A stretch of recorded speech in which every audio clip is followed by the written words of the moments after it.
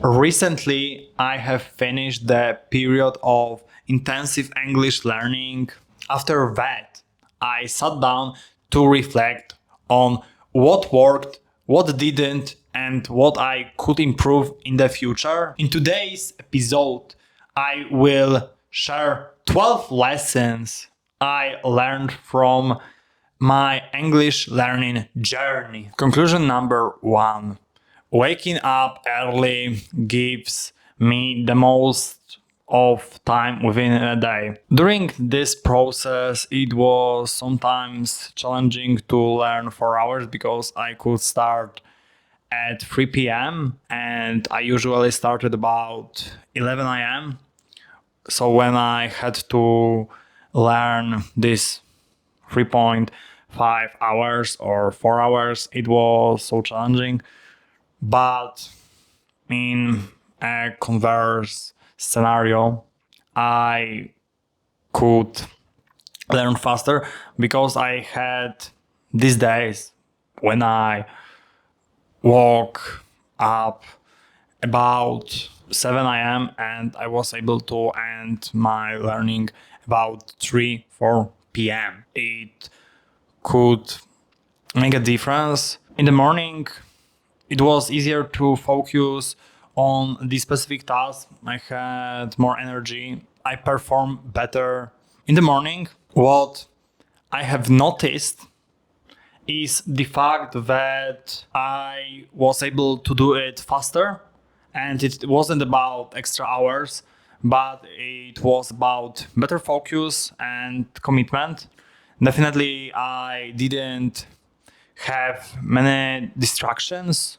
It definitely helped the most. I felt like doing the hardest task at the beginning of the day helped me to be better organized. I was motivated by these challenging things at the beginning of the day. And the conclusion from this is that morning work is much easier for me than afternoon work or evening work because I am able to perform better. Conclusion 2. Study volume matters. It's useful to notice that 4 hours of study sometimes can feel surprisingly manageable.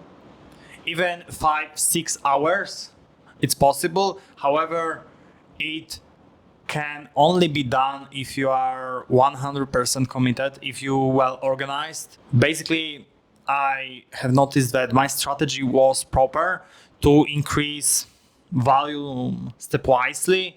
It helped me a lot. I was glad about it, and it is a precious point in this journey. But sometimes I thought about this, that if I hadn't done this gradual improvement, I would have probably given up in this journey and I could fail if I didn't do it differently. It is the point. It works like progressive overload at the gym. Then you have a burden that you can lift. You gradually increase your weights. It helps you to adjust and you don't experience the adjustment shock. It's helpful. So the conclusion from this point is it's valuable to increase volume stepwisely. The next insight is about copywriting method, because I have noticed that this method wasn't effective as I thought. I tried it for 30 hours of learning and finally I can say that it was about my approach and about this method. I wasn't fully engaged in this method. I could have done many things better. This exercise wasn't clearly structured. And third, I felt like a similar exercise could give me similar results. It could be about this, that I can read this paragraph or something and I try to summarize this point. And it's all about this, but I'm not gonna try to paraphrase every single word, and I'm gonna write about the general thing that I try to summarize not every single sentence, and I wanna convey the main message. And it could be a point, but I tried to convey with my words, but definitely I tried to follow every single sentence that I wanted to change. I am convinced it was a huge mistake that I've made. So main insight is about active production seems much more valuable for me than copying the text, because copywriting, paraphrasing is not gonna work, but summarizing a paragraph can be extremely valuable, and I'm gonna test it out in my future. I don't know when, but I'm gonna do it. This brings us to the another point, then a conclusion about writing. I have noticed many positive things when it comes to my writing. Positive sides are disadvantages. I can write cleaner. I can express myself better. I've become more concise. There are many disadvantages of this. First of all, essays often lack strong arguments that I could write about anything, actually. I was constantly changing topics, but even if I was moving around the topic, I had no honest idea what about I wrote, but it was about something that I mentioned one idea and I couldn't even explain this idea good, but I decided to write about it what I thought instead of focus on the convey. One thought, one explanation, and one convey. I could write about maybe productivity, but I add a bit psychology or even the cause of it, so I could confuse many threads. And it made these essays confusing, and I had no idea. And if you saw this essay, you would probably notice the same. Another point is that I tried to improve too many things at once, because to be honest, I tried to write correctly, I tried to follow up framework, I tried to write according to simplicity. The final result, the workload become overwhelming, so it has finished like this. I could write about anything, and these essays could contain even 2000 words about anything, literally. But yes, maybe it had its content, but it wasn't a good quality. I'm not gonna show it, but I'm completely ashamed by this, and I acknowledge it as a big failure. And definitely what it would be useful is the fact that I could improve it in the future, and I feel like it would be useful to practice in smaller chunks, practice about more topics, one thought, one point, but it is not about writing whole essays. It is not about it. Maybe it's about 50, 60 words of paragraph. That's it. And I don't need anything more complicated. And I should focus on building arguments in the future. The most important point is that I should focus on one thing to improve, because sometimes many points can be too complicated, especially for me, because when I need to implement 3-4 things, I go crazy. I don't implement anything. I should improve one thing at a time. Point number 5, deliberate practice. It was the important point that I could see that I should have improved in my writing, but I should improve. Okay, we are gonna focus on one thing. For example, I could focus on trying to follow the structure that I imposed instead of doing something else. I tried to think of all of them. Unfortunately, it led me astray eventually. But I should have attacked it deliberately. I should have measured improvement, and then I should go to the next. Deliberate practice can be crucial, for example, for speaking, especially when it comes to higher levels of English, B2, C1, even with writing. Massive amount of time can be wasted because I dedicated 60 hours for my writing. It could have given better results if I decided to change it in terms of many things. Although it can help me in the future because I cannot get this time that I've wasted. Unfortunately, it's all about the life.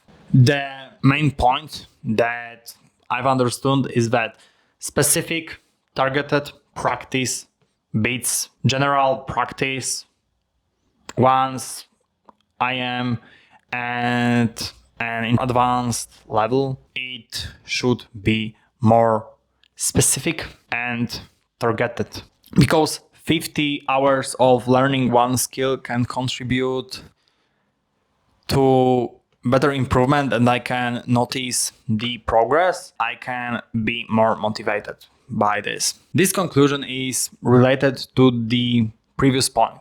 Specificity beats volume.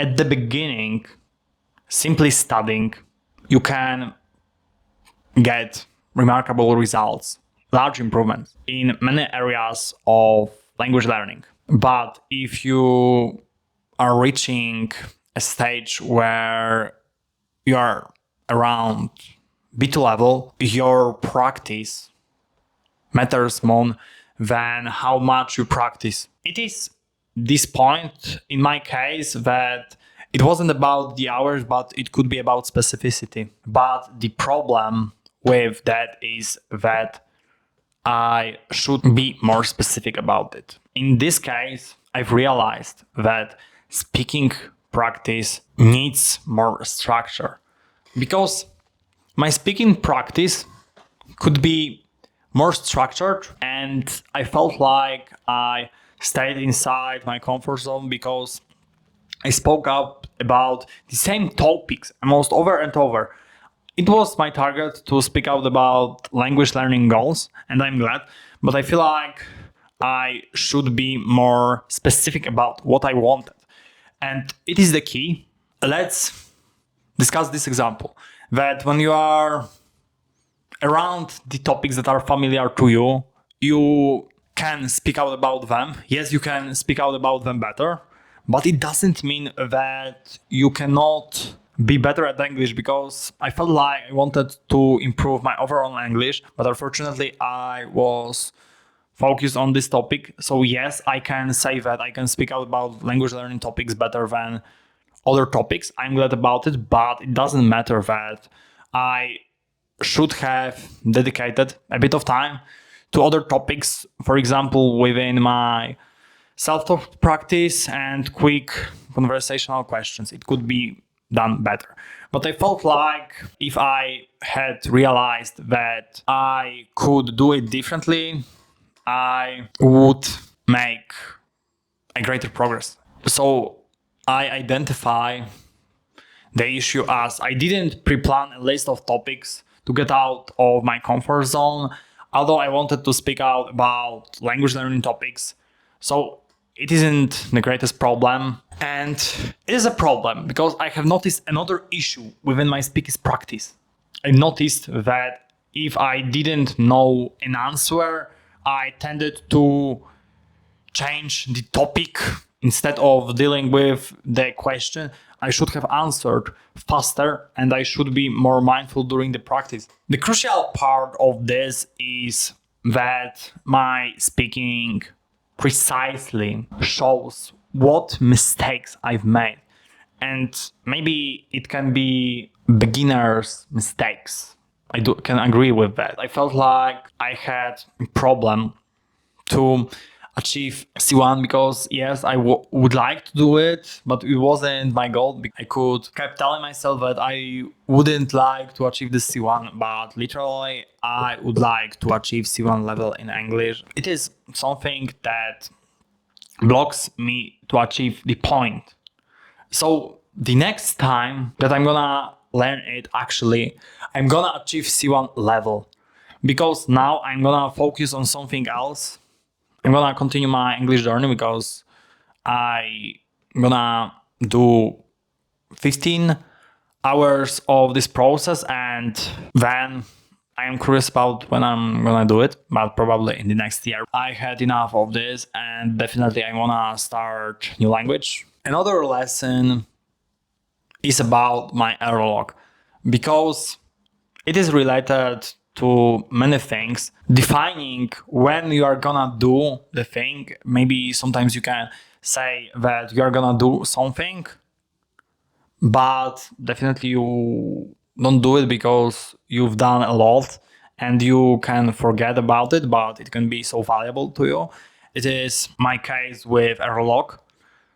I realized that feedback was valuable. I should have reviewed it. I didn't schedule my review time. I felt like 5 to 10 minutes every day would probably solve these mistakes that were recurring. I couldn't even do it for 1.5 weeks. It could be so significant to my progress. Maybe I could do it better, but definitely in the next change I would like to implement with my schedule is that I'm gonna schedule at the beginning or at the end of the study session. I can decide to which part I want to pre-plan, when it's gonna be.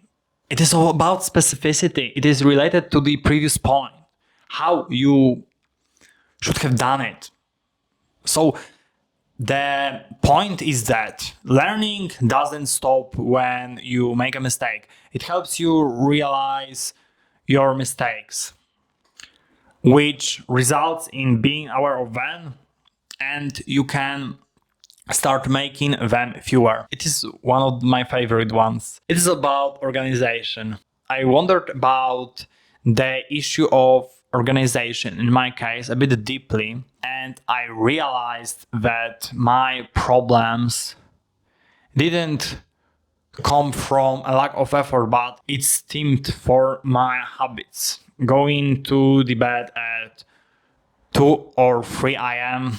It affected the most because I could sleep 5-6 hours, but if I was aware of that, I couldn't sleep to 10 p.m. and I usually wake up around 8 a.m. and 9 a.m.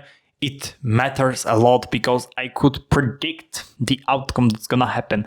And the final thought is that it resulted in poor organization, missing reviews, fatigue, a lack of reflection. And I felt like better system would have produced better results without requiring more hours. So eventually I'm gonna focus on my life instead of language learning because my problems don't come from this background. It stems from another aspect of life that needs to be improved. Point number 9, self-talk. It is one of the biggest realization. Self-talk cannot be only about talking to yourself. It should be a bit more structured. I deeply believe that it can have a positive impact on language learning, but at a bit level, it would be useful to add some structure to it. Random self-talk every day is ineffective. I have noticed this effect in my language learning practice. It cannot replace targeted speaking practice. let's be honest. I guess some constraints should be imposed. Every self-talk should have purpose. It doesn't matter that self-talk for its sake isn't effective. Conversely, it is one of the best methods of learning. But different strategies should be used at different levels of English and other languages. So the insight is speaking for the sake of speaking isn't the same as deliberate speaking practice. It is a key point to distinguish. Another point concerns about the Anki, because I identified several problems. First of all, I learned too much passive vocabulary, too few idioms, and active vocabulary wasn't emphasized enough. And definitely I should try it better, because I felt like I should add additional folder. For this, that I should create 3 folders: active vocabulary, passive vocabulary, and the deck with idioms. It would be the most useful. I should add 1 more deck. It's all about natural language, but definitely this proportion should be different. I should divide it into 70, 15, 15. It would be the best thing. But to be honest, knowing a word and being able to use it are different skills. So the conclusion is that activation is the key when it comes to vocabulary, and I should implement this in my future language learning methods. Let's move on to the conclusion about the input. It sounds. Input requires full attention, and it is one of the biggest realizations that I had about this topic. Simply watching English content isn't enough. I have noticed if my attention drifts, comprehension drops dramatically. In my case, I couldn't focus on listening to an audiobook or watching a YouTube video in 3rd and 4th week, because it was about my sleep schedule. Definitely. It was the last activity that I did. I could be a bit tired. This escalated in 3rd and 4th week, but the biggest problems was in 4th week, even at the beginning 5th week, but it's because it was the end. But I was completely reluctant to be focused in 100%. Even if I tried, I felt like it didn't work. It was about constant fatigue. Another factor didn't help when watching with 1.5 speed when it comes to YouTube video, but when it comes to audiobooks, it was about 1.2 speed. But in the end, I decided to, I wanna get something, and I decided to decrease the speed to 1.0, and maybe there could be a difference, but still I didn't get anything. But yes, I could read a bit boring book. I wasn't discouraged by this, but I realized that this book was so valuable to get this. I struggled to understand because of fatigue and because of my lack of sleep. It wasn't about the difficult content, because it was good content that I watched, but it was about mental exhaustion. This practice of watching input, it was simply a noise in the background, unfortunately. So the quality of focus matters more than the number of hours watched and listened. So my insight is that input is only valuable when you are mentally present. I was often unpresent. The last point is that repetition is more valuable than constant novelty. I've understood this idea of having a spaced repetition system. The same videos give better results. I've got it after watching the same video second time, but I got it that I should have done it differently. Even I should have done it with another way. Then I could watch these videos even 4 times, because it couldn't be a problem and it could improve my language definitely better. The fewer materials you choose, the better results you can get. I'm gonna use this in my future language that I'm gonna learn, but in the next video I'm gonna say it. I've got this, that fewer videos repeated several times can help you to better increase your vocabulary. At the low levels it can be effective, but it is dependent on you, what are you gonna do. And the same applies to audiobooks, but I would say that listening to the same audiobook over and over could give me better results, but definitely I could listen to another audiobook 2 times instead of starting with the new one, because I started with a new one and it could be a mistake, but I wanted to read it and I wanted to consume to find out new information. So it could be about this. So it was all about these insights. Thank you for watching this video, and until the next video, guys. Bye.